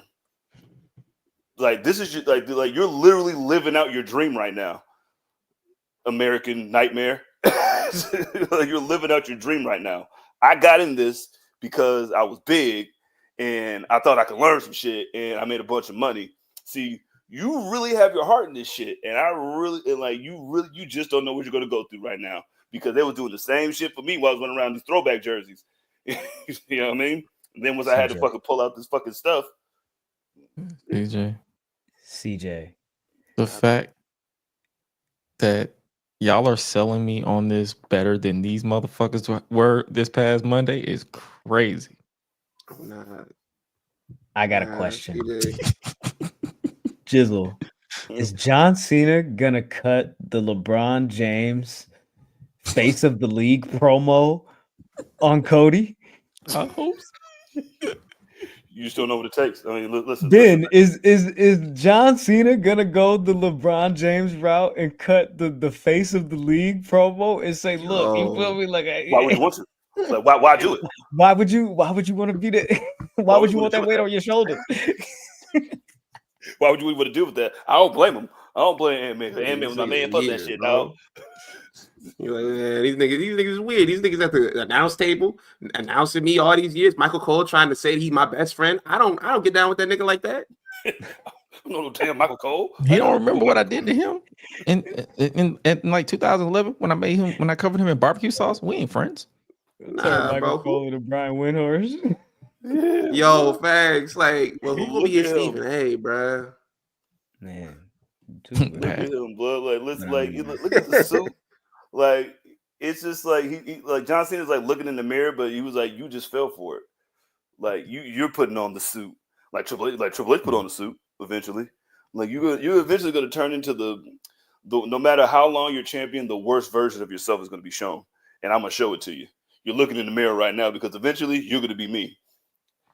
And die and be a hero, or live long enough to see yourself as a villain. You know what I mean? Yeah. And they have one more Cena appearance before WrestleMania. Scheduled. Monday. Scheduled. I need this nigga to say all this shit to hype me up or something, or get physical. Because my God, if I see one more face off where he just walks away, we're gonna have a conversation all next week. And Are you Cody like Rhodes walk 2012 away. Chris Jericho? You don't like 2012 Chris Jericho? No. Are you guys bored? Are we bored of what Cena and Cody are doing now? Does it need a little bit more sauce? It needs physicality or something. It needs Like sauce. it needs. I'm not bored. I It think just it needs some sauce. some Lowry season salt in that bitch. You know what I mean? It needs some. Okay, so It needs some slap your mama season. Yeah, it needs to rock. okay, Are so Go ahead. you at the beginning of March, after Elimination Chamber, Triple H said, "Does it feel like we're on the road to WrestleMania now?" He was kind of like smug about it. I wanted to, touch the temperature of the water. I asked a couple of days ago. I said, "Does it feel like we're on the road to WrestleMania?" I put up a poll. 21% say no. 45% said no. I'm sorry. 21% said yes. 45% said no. 34% said a little bit. 1,600 votes. So they said Triple H, V, you need to step your shit up. V. V, get it together. Put the side of rings down and get them making this card. Yeah, bro. Keep making all these slap videos and shit, fucking around over there with Redman. We need to focus. Focus, man. On WrestleMania. Lock in. 0 Dark 30. I don't know, Ben. We've been talking about this. Does it feel like we're on the road to WrestleMania? A few weeks ago, we had this conversation. You said it didn't necessarily feel like that for a little bit. I think they didn't have that. What was it that got you on board? It was the Elimination Chamber thing? It was the Cena turn. That was it for me, because I said, well, they needed something, but that coupled with CM Punk coming out there smoking shit after the Elimination Chamber, talking about you bald frauds, I'm coming for both of your heads. What happened with that? CM Punk too busy recycling. Yeah, because I'm already seeing people question, is they're comparing this to the Stone Cold turn. They're like, hey, was the shock of the turn more better than the follow-up? And I'm like, you can't really ask that yet, because the turn just happened. Yeah. I still think that they're waiting on, one, physicality, and two, any involvement for The Rock so they get back to the States. Yeah, because I believe this Friday, tomorrow, as well as Monday is the last time, and then they'll be back in the States.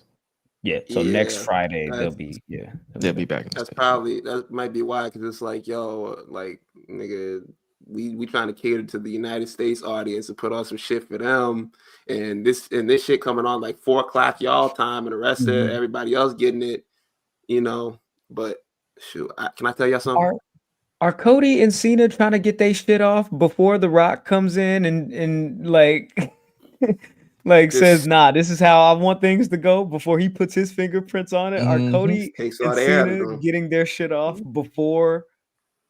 The Rock comes in and ruins it. It's like, yo, man, I'll let y'all leave y'all niggas alone for 2 weeks. This is what y'all do.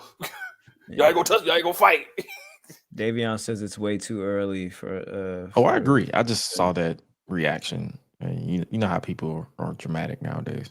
No, the difference between the Stone Cold one is that nobody asked for that. Nobody asked for that shit.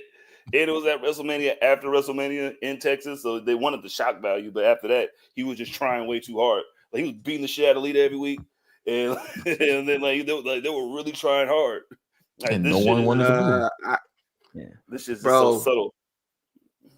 I remember, like, before I found out the Taz wasn't black, when I saw him beating that nigga with a belt, I was like, bro, I'm sick to my stomach. He beating this black man with a belt on TV and ain't nobody saying nothing. And then I did my research and I was like, oh, that's why he was able to do that. Okay, all right. Waco 100. He was like, I did the research, you know what I'm saying? Check the files, you know what I'm saying? Look at the flash drive. Just a short nigga with a tan. Crazy. He was one of them from Brooklyn, huh? Okay. Yes, he was basically Braun Breaker before Braun Breaker was a thing. So that's fucking wild because them niggas like the same skin complexion. That's funny. That's actually pretty funny. Braun Breaker, one of them niggas that walk up to you in the summer, be like, "Look, man, I'm almost as dark as you." I'm like, man, get the nigga. If you weren't so. Like, I'll fight you, nigga, but I know you're gonna beat my ass, so I'm just gonna be quiet, bro. Yeah, if you were the mega athlete, nigga, I'll smack the shit out you right now. Hold on real quick, man. Let's go back to the car. See, that's what Stephen A should have said. He should have been like, man, the nigga said, I would have swung on him immediately. Like, no, bro, you would have just got knocked down, and that would have been the end of it. Yeah, bro, chill out, man. Hit you with a cartoon punch, nigga. You'd have flew through fucking the bleachers. Like, damn. So we have the official announcement of not one but 2 matches that came this past Friday on SmackDown. One being Randy Orton and Kevin Owens at WrestleMania. That's happening. We're gonna see a punt kick at some point, I'm assuming, but this match is officially happening. So salute to them. I'm sure we'll talk more about their story as time progresses, but I want to talk to you guys about this triple threat match that we have officially made. Roman Reigns, Seth Rollins, and CM Punk at WrestleMania this year, 41, Las Vegas. Everybody pointed to the fucking sign, like... What are you doing, man? So you just so you got the ick. So you just like, yo, this like Jason Tatum, like just doing shit to try to make it look cool or whatever. After they won the NBA Finals last year, you're like, yo, man, you trying too hard to do something memorable. Calm down, let it flow naturally. I don't know, man. Something feels missing from this WrestleMania build, and I'm not quite sure what it is, but I'm gonna pose a question and we'll figure it out at some point, maybe. Does Roman Reigns feel minimized this year to you guys? Oh yeah. I mean, everything's gonna feel minimized if you were the fucking champ for 4 years before this. So anything that you get is gonna be minimized. Yeah. I think the thing that they're missing is like, like remember how we were talking about with Cena and Cody? Like it was like, yo, all they're doing is talking. Like I think these niggas is doing too much fighting. Like y'all niggas need to fucking talk to each other a little bit. Like, maybe they need therapy. Yeah, man, y'all niggas need to sit down somewhere. Where is the dialogue? Yo, y'all supposed to be the leaders, man. Like these niggas just fight each other, man. I wish there was everybody knows the reason why they're fighting. But look at CM Punk is the one that looks minimized in this picture. Dude, look, Roman is getting smacked around like they are dog walking Roman right now. Both of them. Yeah, but y'all niggas was just teammates like 3 months ago. You know what I mean? Like, like y'all niggas just teammates 4 months ago. Like Seth is looking like Seth will have to carry this shit, man, because he hate both them niggas for different reasons. And I don't know, man. Roman, I don't feel like Roman has been as integral, as central as like as His Well, schedule doesn't help. So yeah, and I I think was. that's what I was getting at. Yeah, his schedule definitely doesn't help. And like what and then when he's there, they're doing shit like this. They're that's doing all. shit like they're doing shit like, hey, Roman's not here, but Roman's gonna be here on Friday, and it's gonna be some shit that's gonna go down. make sure you tune in. You go out there and Put get up his ass the beat. put up the Roman Like Reigns Aaron the plumber. returns graphic. And I think also what's the problem with this particular match is this feels like a match that is not culminating at WrestleMania. It's culminating after WrestleMania. Oh, this nigga said backlash. Backlash or SummerSlam. Well, like that's it doesn't because feel it like feels it's a like finish. because it feels like Roman has separate issues with both, right? Yeah. It feels like we could be seeing a Roman Reigns versus Seth Rollins match, or we could be seeing a Roman Reigns versus CM Punk match. You know, there's room for both of those, and this kind of feels like this is the kickoff to that, or this kind of jump starts that in a way.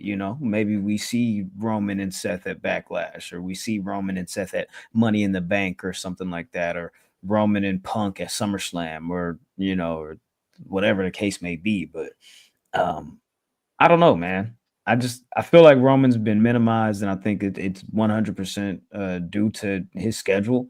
And like, I mean, I guess that's favorable for him, but it doesn't help the star power for this show. It feels like it just and there's only for me.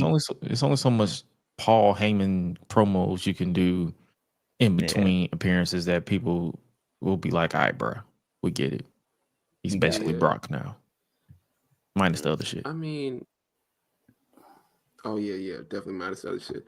But as far as this match like goes in the build and everything, like I'm on board for it because I know the payoff of the match is going to be really good, and I like the little quips and stuff that they're adding in there, like for the few minutes that they have talked. And I feel like when it comes to like the promo work, Roman could put in a little bit more effort, even if it is just like recording a video and putting it out there, and they play it at the show or whatever.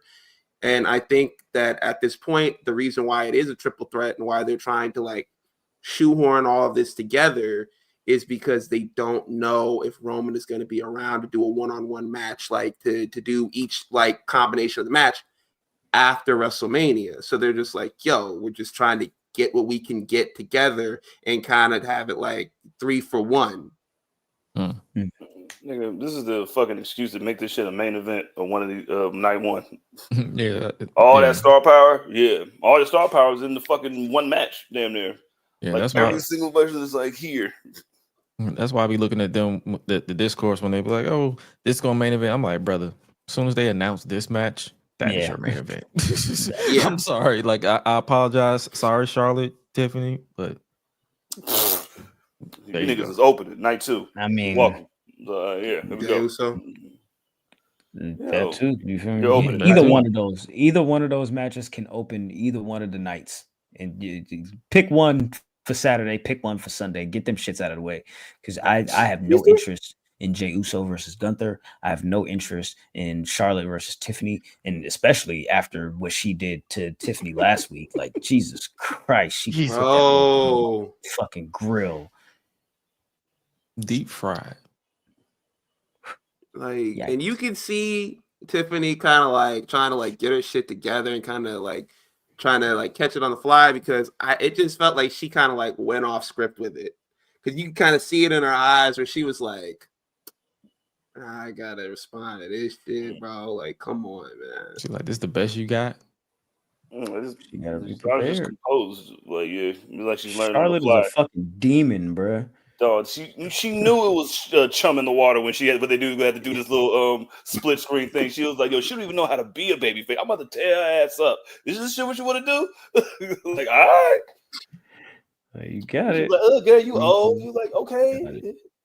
And you need me. I am you. I am your savior. I am your Morpheus. I am your beige Morpheus, okay? Like, So, bro, like Charlotte that is another one. Like it just feels like they're just going in circles. It feels like Charlotte is just like. It feels like she's Aaron Rodgers. Like when Jordan Love was there, it's like, man, I'm not teaching this nigga nothing. Nigga, I'm not doing training my replacement. What I look like training my replacement, nigga. Like, y'all better get out of my face with that shit. Like, that's what it feels like. It feels like she's just like, man, like, nigga, y'all think y'all gonna replace me with her? All right, bro. I'll fuck all this shit up, bro. Like bet, you got it. Check this out. She does a moonsault too, huh? Oh, really? Oh. Like I said, Charlotte, you just find the hottest thing and you throw at her. You're not even the hottest thing on SmackDown, let alone the company. Like, oh shit. God damn. It was just like, you, Charlotte. She said you're not even the hottest thing in school, let alone the entire district. You can't even be all city. You try to be all state. Man. So all city, all state. Let's talk about two all stars. Jade Cargill, Naomi. Where's this program going? Somebody getting their ass whooped. I don't know, bro. I love it. I promise you, if this is one of those matches that they're like, oh yeah, the SmackDown before WrestleMania or the Monday Night Raw after WrestleMania, we're gonna have the match. We're gonna have like the blood feud or whatever. I'll turn all this shit over, bro, because this match is the match that deserves to be on the show. I mean, you look at the way that they're telling their story, even through their gear. Like Naomi came out with the caution tape gear and she jumped Jade after her match, and I'm like, this is amazing because Jade came out with the gear with the blood on it before, and Bianca's over there crying in the pod. She got tears on her gear or whatever she did for the photo shoot. I'm like, y'all telling a story like through the gear and through the fashion of it, while you're also telling the story online. Like they're not even taking any breaks. Like this story is being told on Twitter as well, with them going back and forth and using it as it should be used, like social media platform and everything like that. I love that. They've been working overtime with this. So this match to me feels like it's been the most like interesting women's storyline or thing to happen outside of Stephanie McCure on NXT, but I don't know if we have time to talk about that. But as far as like this, like I'm hyped for this match. I want to see them like put on a good match because the program so far has been really good with all of the the areas that they tried to hit on. Like I said, social media, the gear, the promos, and everything like that. Now, I was told by my brother, who was it that said BX Ichiban, that he was gonna call bias on us if we didn't talk about Jade Cargill and her auntie wig. Oh yeah, the real love. I'm starting for real love. Yeah, that's all I need. That joint right there. You know what I'm saying? Remix. You know what I'm saying? Method Man. That was that Tina Turner wig that when she finally got rid of Ike. When she got out the like this. Yeah, that was when she finally found herself. That was David Slade Goliath. I don't want you. I don't want you. I don't want you. I don't want you. That's what that was. You feel me? But I feel like if I talk about Jade's auntie wig, I gotta talk about all the bad wigs. Right, it's a lot. I don't want to do that to my sisters. Honestly, you feel me? I don't want to do that. If y'all wanna get y'all jokes off, just get on Twitter. Yeah, you do it yourself. And be funny. They might respond if you're unlucky. Yeah. I gotta talk about all the bad extensions and shit. You gotta leave it up there too. Mm-hmm. If they quote tweet you, Phoenix and Eve Torres used to have like all them just nasty ass like tracks and shit that I don't know what was going on with who was doing it, but I gotta talk about this nigga hated the Divas era, man. I gotta talk about all of that. But I'm saying if I do that, then I can't just talk about Jade. I can't talk about Jade and leave Mercedes out of it, and it's just like, but- all right, let's go. There's a Evil lot- is there's our a lot of wrestler of the those. month. Okay, Like- okay. I'm just saying, if y'all wanted to, y'all wanted me to. Okay, I'll go reel back it to back. the I'll Sky reel days. it back. He wanted I you to will do go that. Okay, so let me tell you what my real concerns are. I'm really interested in this program. I don't know what the match is gonna look like, guys. That's the thing. And I was going to say, like, this match has the most on And the mind. I'm not here to diminish Jade Cargill and her wrestling skills, because man, we can have conversations about people and their wrestling skills. I just saw Jey Uso say there's plenty of people that wrestle better than me, you feel me? But they not where I'm at though. They not on the top of the card. But I just feel like I don't know if Jade is there, brothers.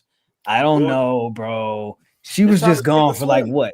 She was just gone for like 7. What you say? What you say? It's time to sink or swim, nigga. It is. I think so, and I think it is. I think this is what it is. Like, if you give them a WrestleMania match, like, it's time to sink or swim. And Naomi too. We give you something new. And I just like the way Naomi has took this shit by the reins, nigga. She's ready for this. Yeah. I think she's ready for this. But can Naomi carry Jade to a good match? And that's what I'm talking about. That's what I kind of agree with you. Like, I don't know. She did decent with Liv. Okay, so let's talk about that. That was a 10-minute match, right? That was a 10-minute match. There was 5 distraction out of the ring. You feel me? Let's go do this. Oh, you running away. We doing this distraction. It was 5 of them, bruh, in 10 minutes. And I'm just like, what's happening here? She ain't had a singles match since August of last year. We come back. I get that she dealt with an injury in you know what I'm saying, in her absence, and while they were, you know, building this story in anticipation for her return. But I'm just like, man, we gotta take the training wheels off, dog. You gotta wrestle. We gotta push you out. Like Liv barely was able to string together 2 to 3 offensive moves at a time for you to do one move and pose. Like, I gotta see it. I gotta see it, bruh. And that's all I can say about that. It was like 4 poses in that, and like it really 3 was kip ups, and I didn't want to count, but I found myself counting. I was like, damn, 3 kip ups? Okay. Damn, with the dirt, calm down. All right. Jay is a taunt merchant. So yeah. This is, like you said, this is a single swim situation. Do we even see it being a regular wrestling match? Because I ain't gonna lie to you. You push me on the car. I ain't trying to wrestle you. I'm trying to hurt you. We might need some weapons for this, just to make it, you know what I mean? Like, and guess what? Guess what that allows for? More smoke and mirrors, false count anywhere, you know, more distractions. But they should get the distraction shit out the way, man. Especially like this is enough. Like, she tried to kill me, and then I tried to kill her when I got back. But that should be enough for a grudge match. Yeah, I mean, yeah, I'm with it. I'm with it. You know what I'm not with? Uh-oh. I'm not with these crowds. Like, the crowds are great. The crowds are giving a lot of energy, but the crowds are not giving energy to Bianca Belair. Not the energy that I anticipate, not the energy that I expect. What is it with what's going on with when Bianca Belair is out there? Io's getting cheered. Rhea's getting cheered. Bianca Belair is getting booed with these European crowds. These, you know, what's going on here? Black means bad. I don't know, man. Why are they cheering Io? No, I mean, not Io. Why are they cheering Rhea when she's literally the one? Like, this is like the 3rd time she's winning and threw a tantrum and got what she wanted. Like, you know what I'm saying? Like, this feels real Drew McIntyre-ish to me. Like, I don't know. Maybe it's just like, you know, like the international thingy. You know what I mean? Like, oh man, us against them, American shit. Like, I don't know, but I don't get it. Like, you know, you can't. Like, this would be a good remedy for Bianca to turn. Like, nobody would even fucking blame her for that shit. Like, I don't know. International crowds be getting weird sometimes. Yeah. This was Canada, nigga. Like, damn, bro. I wish we could blame Canada. Blame Canada. Blame all the Yeah, it's multiple ways. Like I said, it's multiple ways. They either are tired of the current Bianca direction character traits. They're either that or they just don't want to boo Io and Rhea or yeah. How you not want to boo Rhea, nigga? Like, there's nothing gangster about signing your name on a contract that's not yours.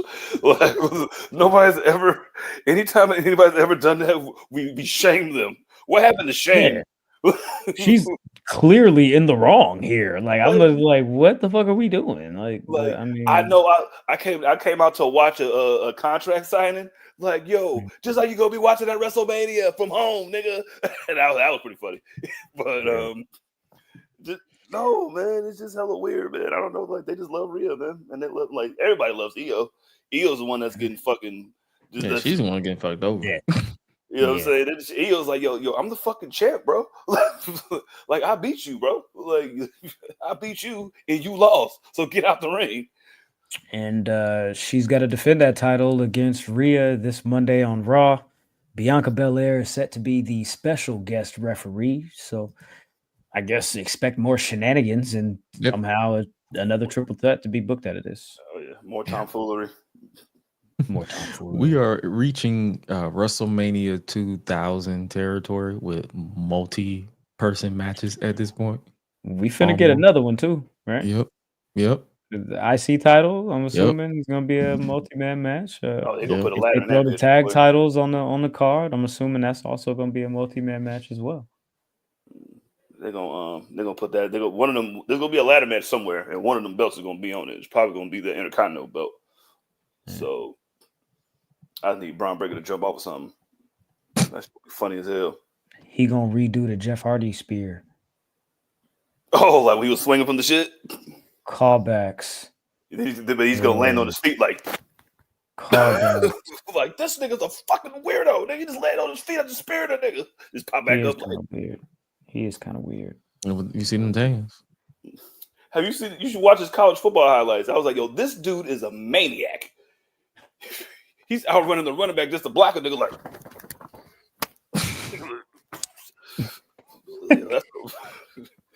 I need to see him in a ladder match, dog, or Money in the Bank or something.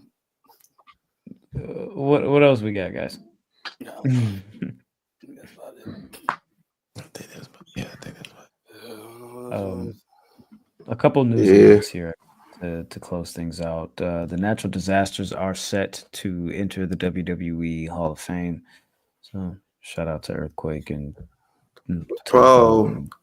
Shout out to the Shockmaster. Them niggas was in their mid-20s when that picture was taken. Yeah, that's for real, bro. They were beating the shit out of Von Wagner Daddy.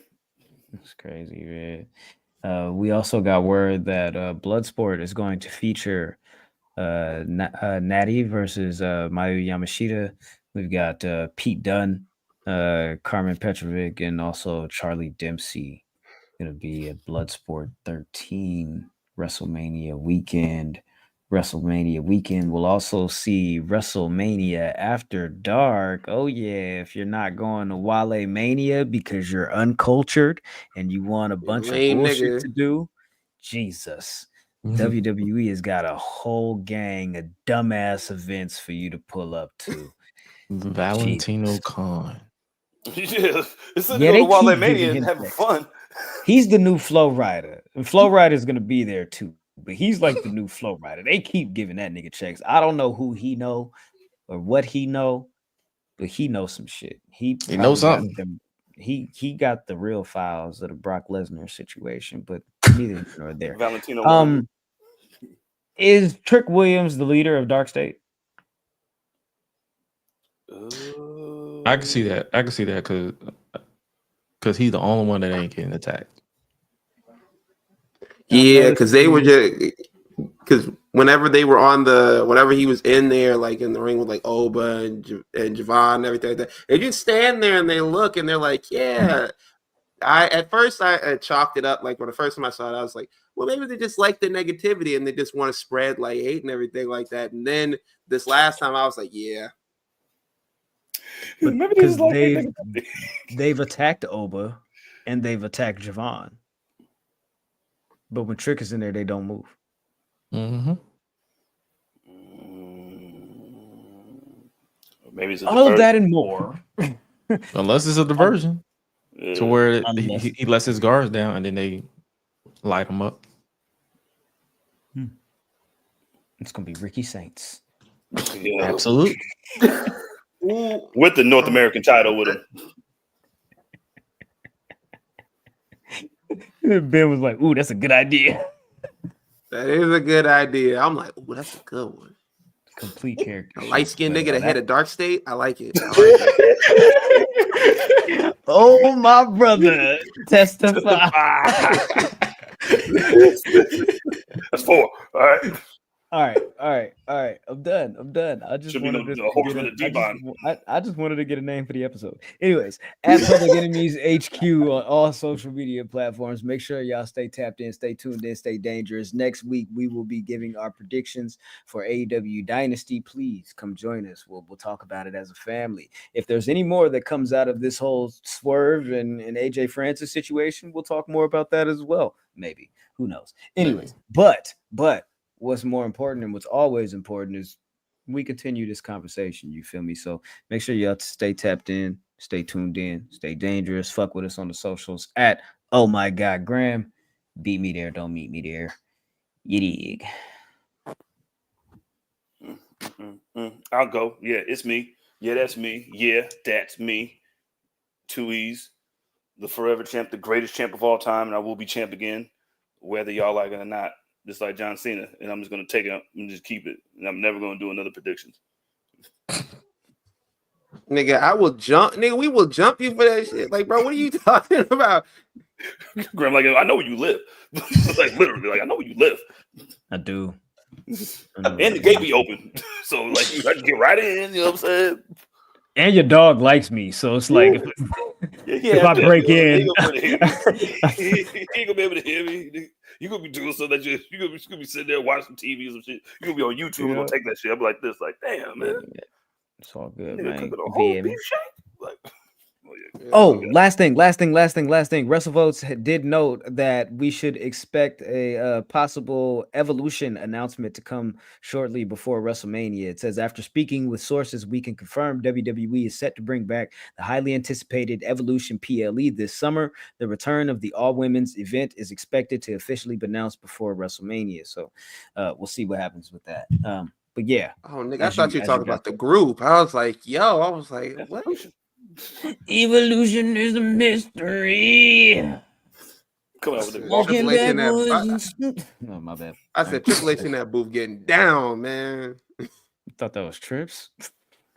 I know it was him. The voice is like Lemmy's voice is gravelly. His voice is gravelly. I'm like, I can't knock you.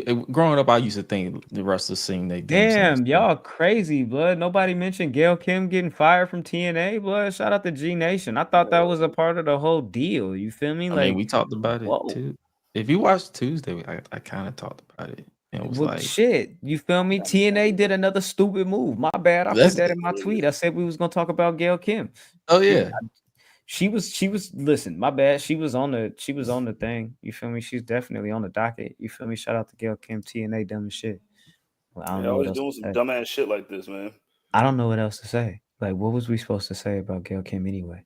Like, I mean, it's wrong. I fucks with Gail Kim. I just like, I don't think she's gonna stop. She said she finna do something else. But like TNA being stupid, I don't think that really stops what people think about. Anybody will be lucky to have Gail Kim as a hand, she did great things over there in that locker room for that knockout. AEW open the doors up for Gail Kim. Yeah. They need some leadership, you know what I'm saying? Because other leaders and shit be thinking they're leaders, but they ain't real leaders. All right, Ben, tell them where they hit you, bro.